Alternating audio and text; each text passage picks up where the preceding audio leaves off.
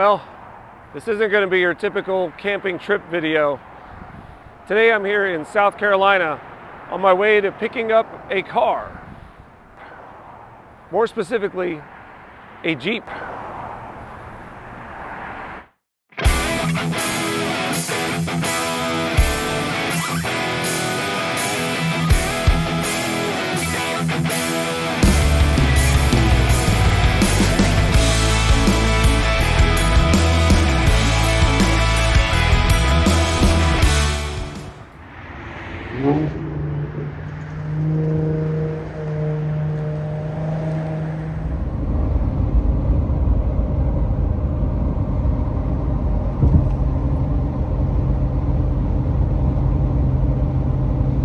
Several months ago, my brother Brad purchased this 2002 Jeep Grand Cherokee Overland.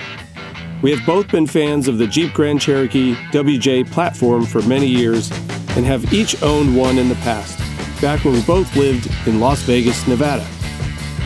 We've taken these Jeeps on many off-roading and camping adventures and have run trails and obstacles right alongside modified Jeep Wranglers.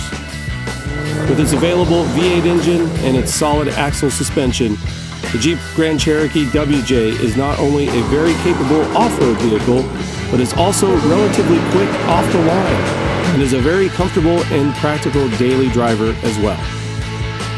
My brother had every intention of building his latest Jeep, and he even purchased and installed a number of suspension components for it.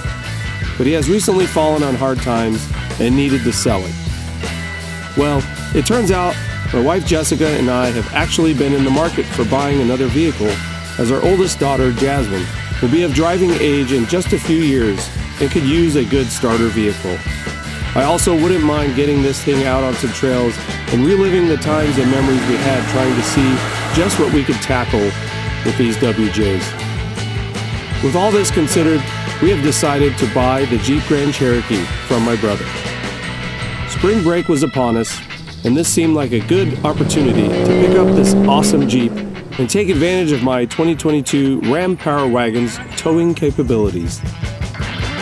For transporting the WJ, I am renting this U-Haul auto transport trailer. I have rented these a few times in the past to transport my old 2004 Jeep TJ Rubicon out to the trails at Hidden Falls, and am very familiar with using it. Although this will be the longest haul I've ever done in one of these, and it will be interesting to see how well the Power Wagon tows this thing long distance.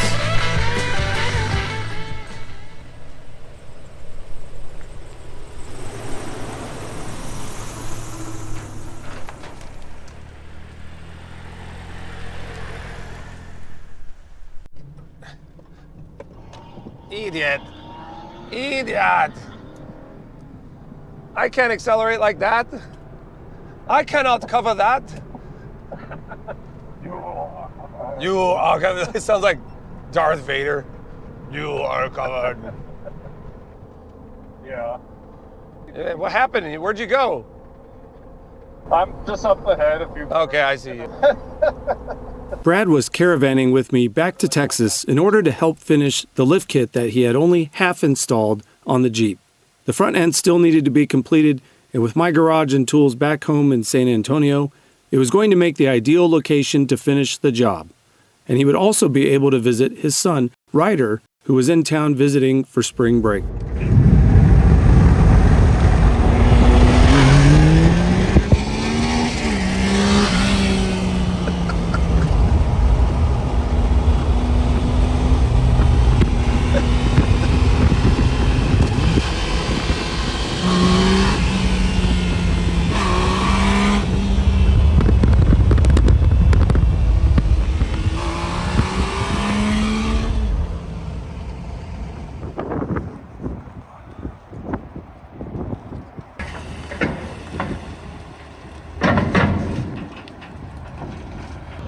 Well, the results from the scale, or from weighing the truck, the steer axle is 4,020 pounds, the drive axle, or the rear axle, 5,040 pounds. That probably includes a lot of the tongue weight.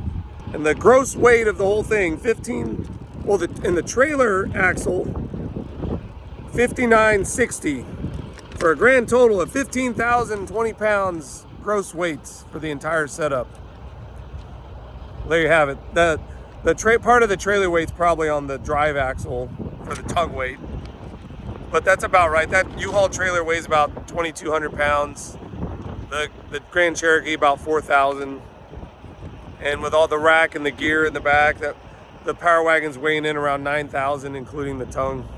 So a lot of weight rolling down the interstate, but not really compared to the big rig 18-wheeler. It's nothing. All right, so we're gonna keep moving on here. You look like a motor Officer Bob here. Told you, you totally look like a bike cop. Motorcycle. You look like Highway Patrol. Chips. California Highway, or your VHIPs. Virginia Highway Patrol.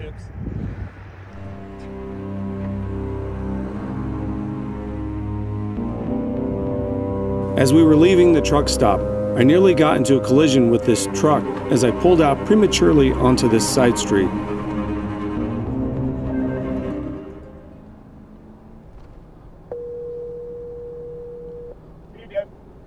Idiot. Here we go. You pulled out in front of that car. You are idiot. I thought there was more room. I was like moving a little slower, and I looked at the people in there, and I saw the passenger like do this with their hands. Well, they're like, why? Like, why you pulled out in front of them? Because I'm trying to keep up with you, idiot. I don't know. I don't know. I guess I forgot I had a trailer. Whatever. They can slow down easier than me, bastards. Just kidding. That's why truckers do all the crazy things they do. They're like, they can slow down faster than I can. Yeah. Meanwhile, we're like, hey, you stupid driver, truck driver.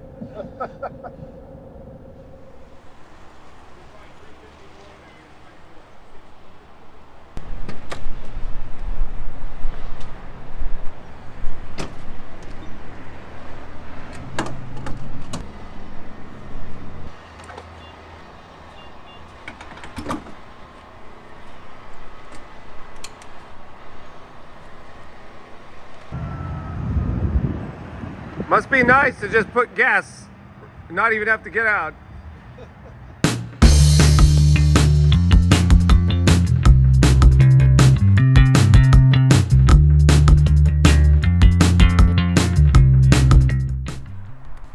Well, we stopped here because it's warm now. From freezing cold morning, it's like, 80 something degrees, and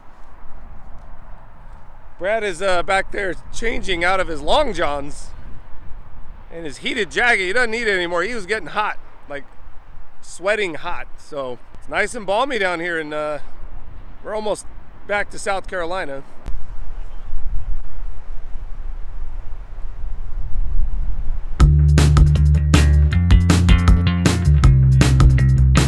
There's a saying in Texas, it isn't a road trip without a stop at Buc-Ee's.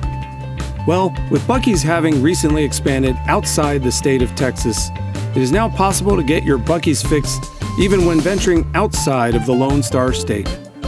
This South Carolina Buc-Ee's would be one of many that we would stop at before reaching our final destination. And for good reason. Good quality barbecue that not only gives you a hint of Texas-style barbecue, but also caters to the local styles of barbecue as well. Numerous fuel pumps that are competitively priced, clean and roomy restrooms, and a plethora of other food, snacks, and drink options, along with unique Southern-themed memorabilia, make Buc-Ee's a must-stop for the weary traveler. Looking for a job? Because Buc-Ee's is looking for you.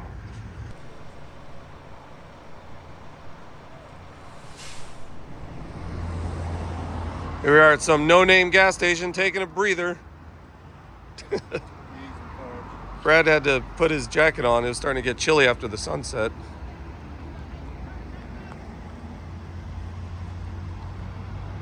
It's still there.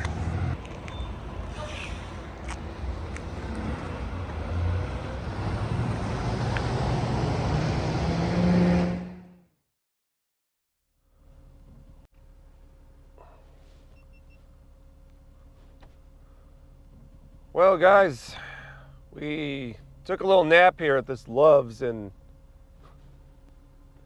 Hogansville, Georgia, just southwest of Atlanta. We slept a little longer than we thought we were going to sleep. Been here for about five hours. I think we're going to get going. It's raining now. Brother's going to get a little wet. He says it'll be fine once he's cruising. I guess all the wind goes around you and acts as like a little bubble with the windshield. We still got about 13 hours left to go. So we're going to make our way out of here. Yeah. All right. Let's do it. I was going to get something in the Lowe's, but then I was like, oh yeah, we're going to stop at the Buc-Ee's. Oh, yeah, I totally forgot. Well, I mean, I just got snacks, so that's good. I would have used it anyway. Yeah. All right, then let's get moving. Do you want to lead, or do you want... Sure. Yeah, you lead. All right. Cold engine. Is your engine warmed? Yeah, it's warm. Okay, yeah, mine is too. Got the tow haul mode. Holds those gears out so long, it just, all you hear is like it's just like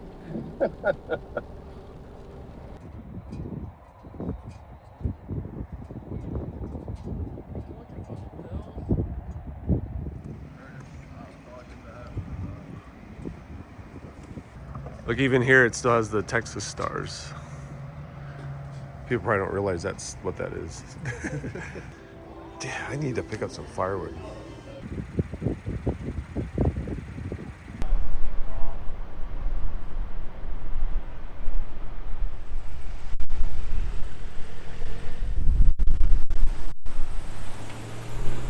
After having breakfast at this Alabama Buc-ee's, we pressed onward, making our way southwest towards Mobile and the Gulf Coast, where we would then head westbound on Interstate 10, which would take us through Mississippi and Louisiana before finally returning us to the Lone Star State. During this stretch, we experienced some vast temperature changes as we were driving along a stalled frontal boundary, and we'd have to stop a few times in order for Brad to change in and out of his cold weather gear.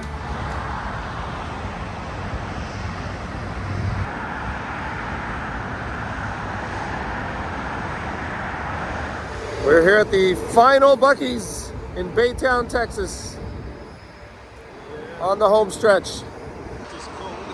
It's cold, it's chilly, windy.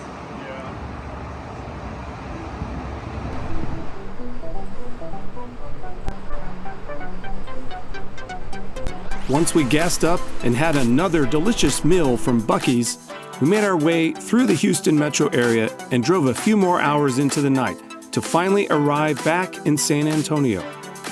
Despite the long driving hours, this was an extremely fun and enjoyable trip. To my brother and I, there's nothing like sitting behind the wheel of a vehicle with the open road in front of you. As for towing with the Ram Power Wagon, it exceeded my expectations, which actually came as no surprise. The ride was smooth, with ample acceleration and stopping power. Fuel consumption could have been better, but my numbers were a bit skewed by not having recalibrated my speedometer with the larger 37-inch tires. But the gas mileage numbers were still respectable, considering the amount of weight I was carrying. But with that said, the Power Wagon is an amazing multi-purpose vehicle that not only acts as a very useful and practical heavy-duty truck, but also can be a fun off-road vehicle that will take you well off the beaten path with confidence. I hope you enjoyed this video. Please like and subscribe and hit the bell to be notified of the next video, where Brad and I complete the lift on the Jeep WJ and finally see what it can do off-road. Take care, everyone.